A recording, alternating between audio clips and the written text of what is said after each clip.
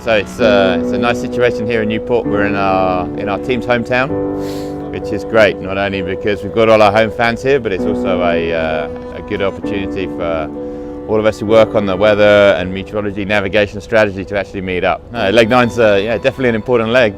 It's a little bit shorter than some of the other legs we've done, but it's actually double points, so it's it counts as much as the Southern Ocean leg. So it's very important that we try and have a good result in that one. And it's also a very challenging leg. It's the transatlantic is a sort of iconic ocean passage, so there's a lot riding on it, and there's a lot of motivation for us as a home team leaving here out of Newport to have a good result, and for me, being British, trying to get a good result into Cardiff at the other end.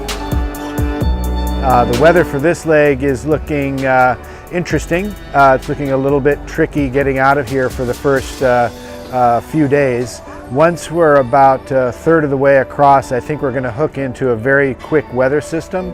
So after the first 3 or 4 days, which may be a little bit tricky, I think the weather looks quite good for this leg. So we're pretty optimistic.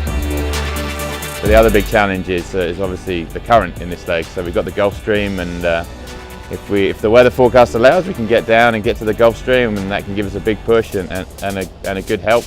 It can also be a big hindrance if you get in a bad eddy and you've got the current against, so it'd be important to play that right. And then at the end of the leg into Cardiff and up the Bristol Channel, it's going to be challenging. Cardiff is one of the biggest tidal ranges in the world, something like 10 metres, so there's a lot of tide and current that we have to consider, and if the winds are light, it can make things quite tricky and make for another exciting finish like we saw here into Newport.